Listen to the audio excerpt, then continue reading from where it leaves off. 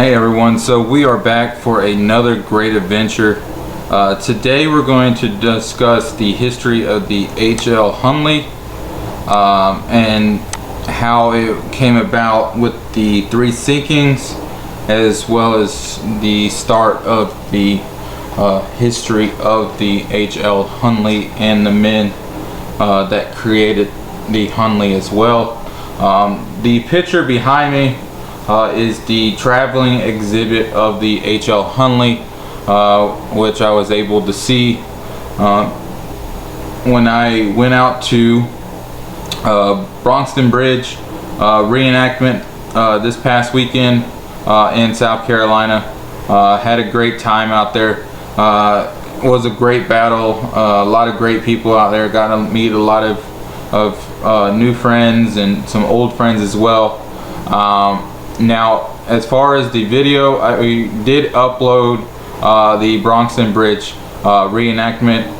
The first video was having some picture issues and a lot of pixelation issues with the visual of the video.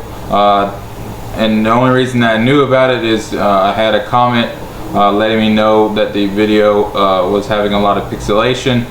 So I went back and did some editing and made some changes in the settings and finally got that video. So the new video is available on YouTube, at youtube.com/ventureswithchris.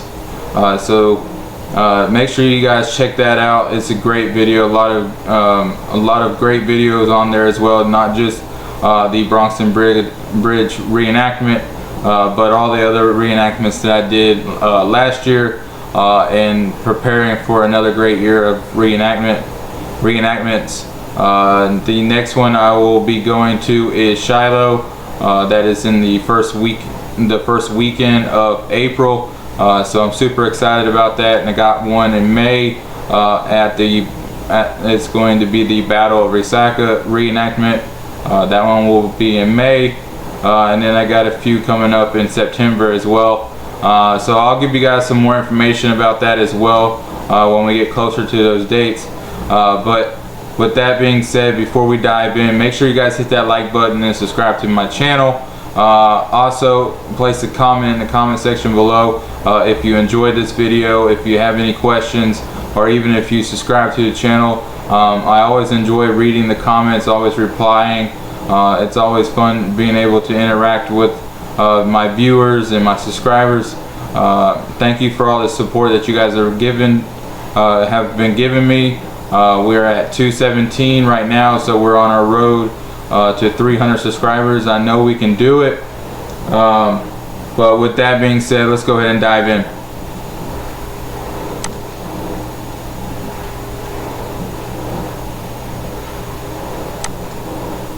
Alright, so the first one is going to be who is Horace Lawson Hunley. This is the captain of the ship.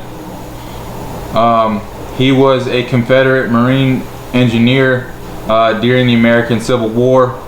He developed early hand-powered submarines, the most famous of which was posthumously named for him, H.L Hunley, after an unsuccessful attempt at building another submarine with McClock and Watson, which ended in the vessel sinking in Mobile Bay, Alabama. Hunley funded by himself a third submarine. The first submarine could supposedly reach 4 knots. On October 15th, 1863, though he was not part of the crew, Hunley decided to take command during a routine exercise. The vessel again sank, and this time all 8 crew members were killed, including Hunley himself. The vessel was later raised and used again in the first successful sinking of an enemy vessel, the USS Housatonic, in 1864 by a submarine in naval history, but the submarine soon sank too. That is who the captain was of the submarine. And then the Hunley Builders. James McCulloch and Baxter Watson were in the steam gauge manufacturing business in New Orleans and locally noted for their talent in engineering and design. By late fall of 1861, these two inventors began the construction of a three-man underwater boat. During the early phases of construction, another Louisiana gentleman eagerly joined McCulloch and Watson in their underwater venue. His name was Horace H.L Hunley. Hunley was born in 1823 in Summer, Tennessee. He would eventually walk many paths in his life: deputy collector of customs in New Orleans, state legislator for the state of Louisiana, lawyer, merchant, and a successful southerner planner, and most notably a submarine inventor and financier. And then we have the next one. The Hunley recognized the importance of breaking the Union blockade and keeping supply lines open to the south. The small band of Confederates began work on a new approach to naval warfare, one that took flight below the water's surface. This quest became a process of innovation and evolution. Working with Hunley and Watson, McCulloch developed two prototype submarines, the Pioneer and the American Diver, improving the concept each time. They finally had a success with the creation of the Hunley, a weapon that would forever change naval warfare. Alright, so right here to the right is a picture of the early Pioneer. The Pioneer was built in New Orleans in early 1862 and performed moderately well. The small submarine would sometimes become caught in the bottom of Lake Pontchartrain, with the crew cranking the propeller, unaware they were stuck. After only a short month of tests, the Pioneer was destroyed by the Confederates to avoid capture by the Union Army that was quickly closing in on the city. The Union occupation forces were entering New Orleans when the three inventors, carrying blueprints, diagrams, and drawings, fled to Mobile, Alabama, with the intent of designing an even more formidable submarine attack boat. The American Diver.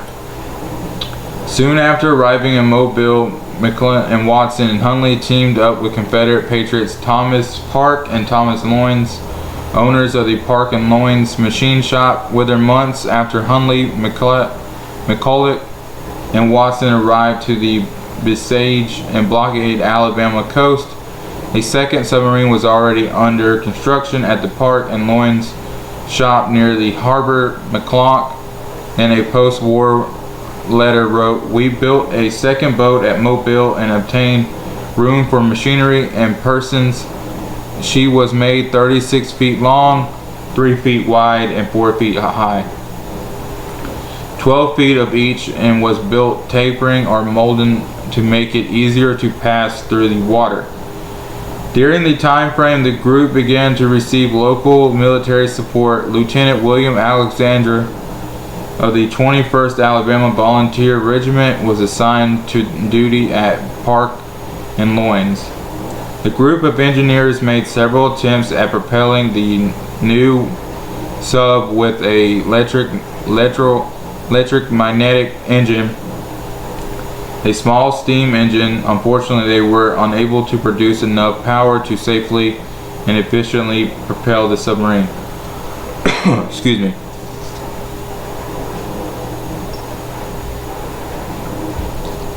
This trial and error process took place over a period of several months until they decided to stick with a more conventional means of publicity. They installed a hand crank, and by mid-January 1863, the American Diver was ready for a harbor trials. And here's a diagram of the American Diver. And some more information. about the American diver. Now you can visit the H.L Hunley. It's actually in a museum out there in North Charleston Harbor.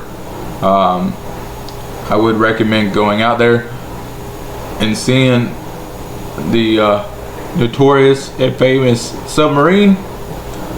One day I'm actually planning on going out there as well to not only see that submarine but also go to Charleston and visit Fort Sumter, Fort Moultrie, and going out to Magolian Cemetery out there. That is where Hunley is buried, as well as the men that sunk and was finally buried after the submarine was brought to shore. The H.L Hunley is born. McClellan and Watson and Hunley did not linger over the loss of American diver. With the funds exhausted, they quickly found investors for the submarine concept in an organization of Confederate engineers referred to as Singer's Secret Service Corps. They returned to their plans, confident in their ability to create a vessel that would succeed, taking the lesson learned during test missions of the Pioneer and American diver. Work began on a new submarine, once again working out of the Park and Loynes machine shop in Mobile. The team began to build a new one. The third submarine was referred to by some as the fish boat or the fish torpedo boat, but would ultimately be named for her committed beneficial H.L Hunley. And then Hunley shows her strength. So this kind of gives you a little bit of information about how it showed its strength. There was multiple attempts of testing with the Hunley, and you know, after the news of the defeat of Gettysburg and the loss of Vicksburg had reached Mobile, times were increasingly desperate for the Confederacy. The Hunley was intentionally designed to dive completely below her target while towing behind a floating torpedo on a 200-foot teether. Once the submarine dove and passed under the neel of her target, the torpedo would impact its hull on the other side, in theory causing a devastating explosion that would sink the ship.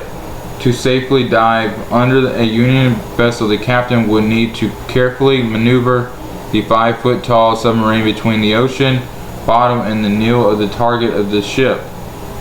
Satisfied with their submarine's performance, in July 1863, a demonstration of the Hunley's attack capabilities took place for Confederate officials. An old cold hauling bark was anchored in the middle of the Mobile River. The Hunley approached her mark and then dove beneath the target vessel. When the torpedo hit the barge, it blew up and sank within minutes. The Hunley resurfaced shortly after. After 2 years of attempts at the submarine concept, it had finally happened. The Hunley has successfully attacked her target.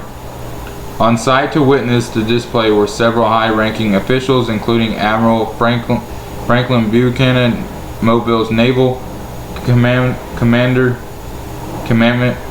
He immediately wrote a report to General PGT Beauregard, officer in command of Confederate forces in the key port city of Charleston, South Carolina. The H.L Hunley's sinking. The H.L Hunley arrived in Charleston on August 12, 1863, accompanied by James McClellan and Gus Whitney, one of the investors in the sub. The crew quickly began testing the Hunley in Charleston Harbor. Frustrated by McClellan's pace, the Confederates seized the Hunley submarine and turned it over to Lieutenant John Payne, a Navy man assigned to the CSS Sinkerall. On August 29th, the Hunley was moored at Fort Johnson, preparing to depart for its first attack on the blockade when suddenly it sank at the dock. There are conflicting stories of what happened. Some claim the wake of a passing ship flooded into the Hunley's open hatches, filling it with enough water to sink it. Others claim the mooring lines of another ship becoming tangled on the sub. pulling it onto its side until its hatch were underwater. Whatever happened, the results was the same. The Hunley sank immediately, taking 5 of her crew down to their deaths. Payne, who was standing atop the sub, jumped into the water and was rescued. William Robinson escaped through the aft hatch, and Charles Haskin, trapped by the hatch cover, rowed the sub to the bottom before freeing himself and swimming to the surface. It took weeks to retrieve the submarine, and the attempt. Horace Hunley arrived in Charleston and demanded the submarine to be returned to him. General P.G.T. Beauregard granted the request, and Hunley sent for a crew of men from the Park and Loynes machine shop in Mobile. And this is a picture of the first sinking of the H.L Hunley, as well as the name of the first crew. As you can see, there was 3 survivors, and the rest unfortunately perished in the sinking of the Hunley. On October 15th, Horace Hunley scheduled a demonstration of his boat in Charleston Harbor. He announced his vessel would die beneath the CSS Indian Chief and the surface on the other side. Once the submarine disappeared beneath the waves, it was not seen again for weeks. Bad weather delayed search efforts, and divers did not recover the H.L Hunley until November 7th. It was found deep in the harbor channel with its bow buried in the mud and its stern still floating. Chains and ropes were used to hoist it to the surface and place it on the dock. When its hatches were open, there was a gruesome sight with the crew members seemingly frozen in time. Thomas Park was found with his head in the half-coning tower. Horace Hunley, still clenching a candle, was in the forward coning tower. Rescuers reported the forward ballast tank valve had been left open, allowing the submarine to fill with water. The wrench used to operate the seacock was found on the floor of the submarine, leading them to theorize Hunley had either forgotten to close the valve or lost the wrench and was unable to close it. The sub's newel weights had been partially loosened, which suggested the crew realized they were in danger, but not in time to save themselves. And then that's them raising the Hunley for the second time. And this is the second crew, which all of them unfortunately perished in that demonstration or practice run. And as you can see, the captain himself, and who the ship was named after, was one of the casualties there as well. History is made. 2 tragedies had now befallen the H.L Hunley. Sinking and visible recovery efforts that followed had created quite a stir in Charleston. It was not long before Rear Admiral John Darligan, the head of the Union blocking fleet, learned of the dividing submarine from the Confederate deserters. In response, Darligan ordered his blocking squadrons to anchor in shallow water, hang ropes and chains over their sides as defensive measures, and deploy picket craft to keep torpedo-bearing boats away. And then the Confederate General Beauregard was reluctant to put the Hunley back in service, writing, "It is more dangerous to those who use it than to the enemy." Still, the submarine had progressive backers, including Lieutenants George Dixon and William Alexander, both of whom passionately believed she could be successful in breaking the blockade, even though they knew the Hunley had to be modified if she were to be successful. The Union's anti-submarine moves, accompanied with the difficulty of controlling the Hunley's depth and pitch, were submerged and led them to completely rethink the mode of the attack. Towing an explosive device was abandoned for more direct approach. A spar with a torpedo attached to its tip was mounted to the lower bow of the submarine. In this design, the plan was to ram the spear into the hull of the enemy ship, detonating the torpedoes either on contact or by trigger-pulled device. It was perhaps effective, but with a 16-foot spear, it left the crew dangerously close to the explosion.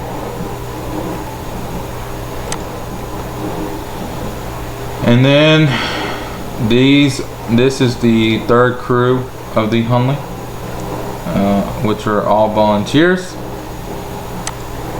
preparing for the mission. And here's the Hunley coming up to the Housatonic.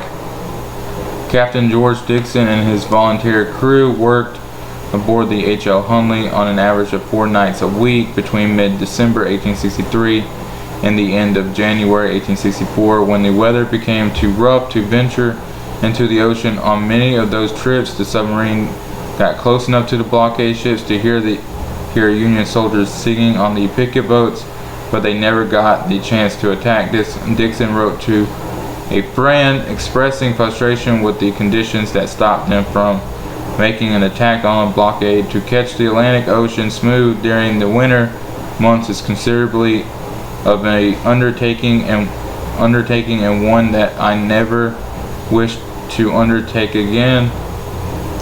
On a moonlit night in February 1864, the crew of the Hunley was given the calm sea they had waited for and embarked on the ambitious attack.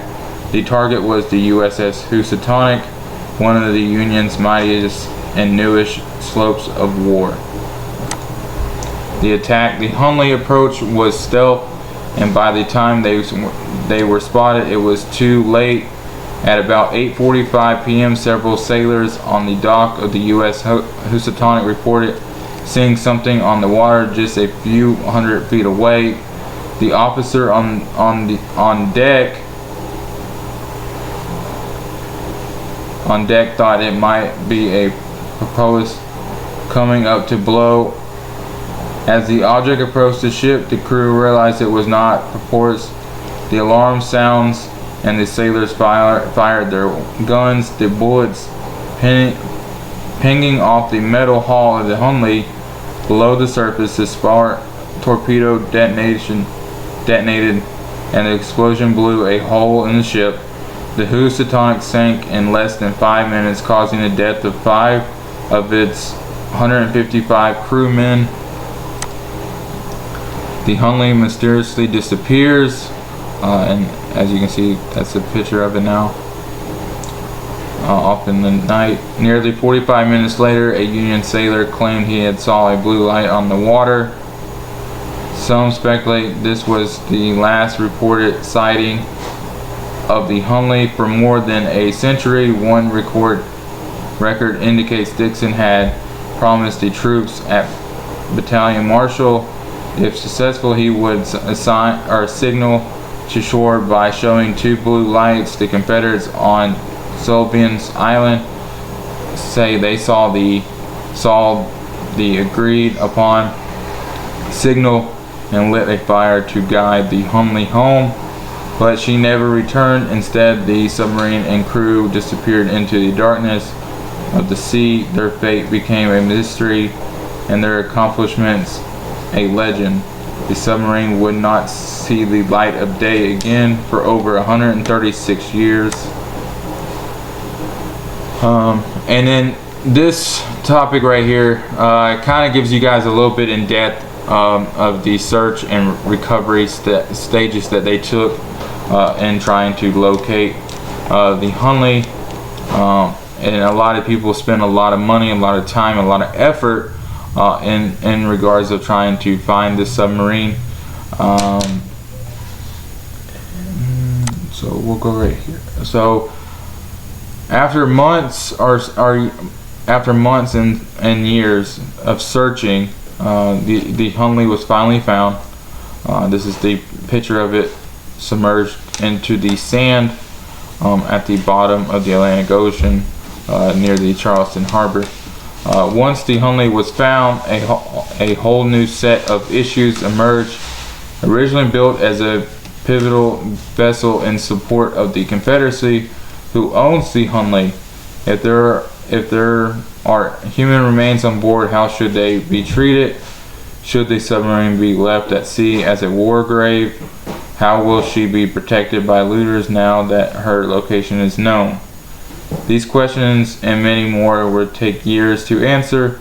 It was ultimately determined the Hunley was owned by the United States government to protect the vessel from looters and ensure the appropriate treatment of any human remains. She had to be recovered from the ocean and conserved. Given the submarine's deep historical significance, the decision was made to put the Hunley on display as one of the America's great maritime artifacts. Let's bring these boys home. So these two men are very important men in the efforts of bringing the Hunley back on shore, as well as the burial of the men that died in the final attempt of sinking the Housatonic. Raising the Hunley from the ocean floor was a daunting task, coordinated with appropriate entitles at the state, federal, and local level. Required the delicate touch of someone familiar with government. Senator Glenn McClellan answered the call. He helped negotiate a contractual agreement that outlines the appropriate manner to treat the Hunley, an irreplaceable piece of American history.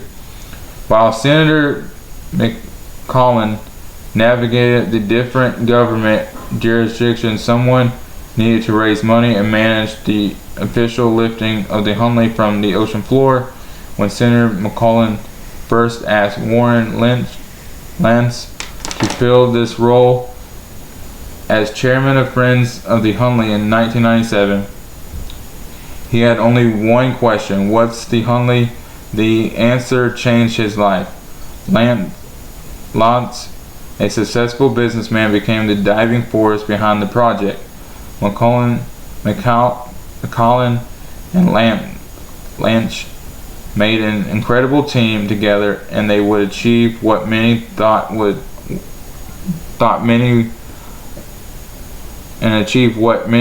impossible. Alright, so right here are some of the steps that they took in preserving the area so they can bring it aboard.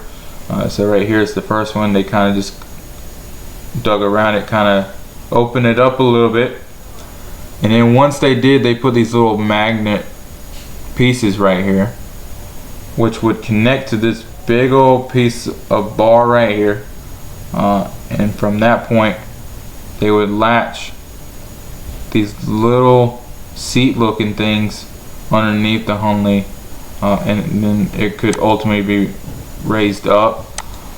So a lot of process, but it was well worth it. I'm actually kind of very glad that they brought it home. Recovery day, the world was watching. As you can see, here's some old newspapers and articles that I was able to locate. You know, they got the title, historic Confederate sub raised from the sea. They got a couple of reenactors shooting off cannons in celebration. It was recovered on August 8th, 2000. All eyes were focused on the southern port city to watch the Hunley, the world's first successful combat submarine, finally returned home from a voyage that began well over a century ago. The harbor was filled with onlookers, spectators, and reporters from around the world lined the docks watching history unfold. And lifting the Hunley, so see all the parts together, it finally was able to lift it. Lift the Hunley just as the crew did in 1864 on the night they made world history. The recovery team waited for a calm sea for the actual lifting of the Hunley. The well-planned Recovery procedure was completed flawlessly with the historic artifact raised safely. After Hunley broke the water surface, she was gently placed on a transport barge. Support personnel stabilized the submarine with tension straps to keep her safe.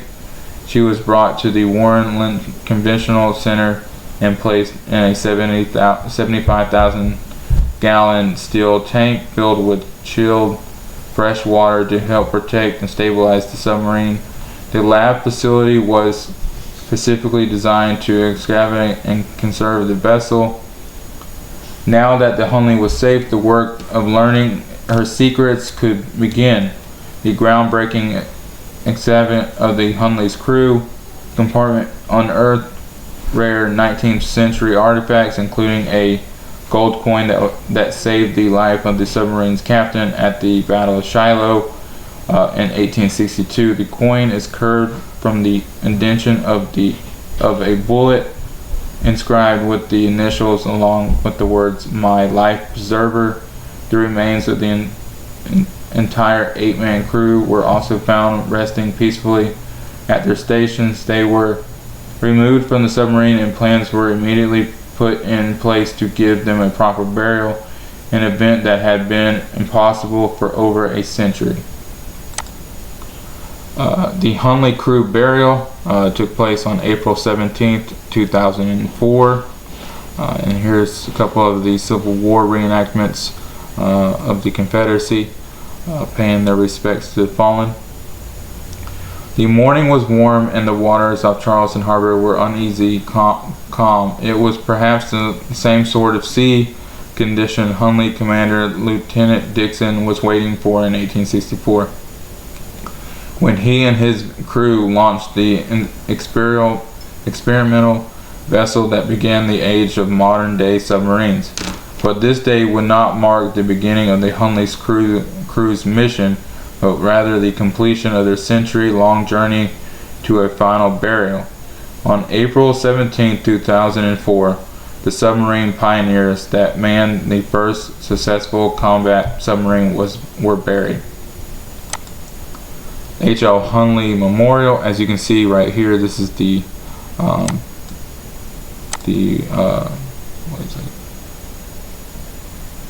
this is the burial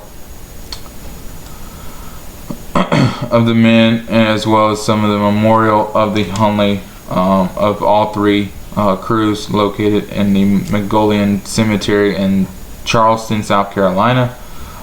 H.L Hunley was a submarine of the Confederate States of America that played a small part in the American Civil War, but a large role in naval warfare. The Confederate States ship Hunley demonstrated both the advantages and dangers of undersea warfare.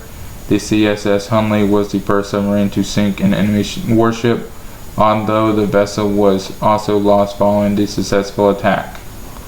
The Confederates lost 32 crewmen in CSS Hunley's career. The submarine was renamed after the death of her inventor, Horace Lawson Hunley, and sometime after she had been taken into the Confederate forces at Charleston, South Carolina. So this is the Confederate section at the Mongolian Cemetery. Right here is some other notable burials that is also in this cemetery. Right here you have Hunley. You have a British war graves of 5 Royal Navy, Merchant Navy personnel of World War II, and just many other ones as well. So if you guys are ever in the Charleston area, they do got a lot of history, a lot of great places to visit. But with that being said, I hope that you guys enjoyed watching this video. Make sure you guys hit that like button, subscribe to my channel. Love you guys, and talk to you guys again soon.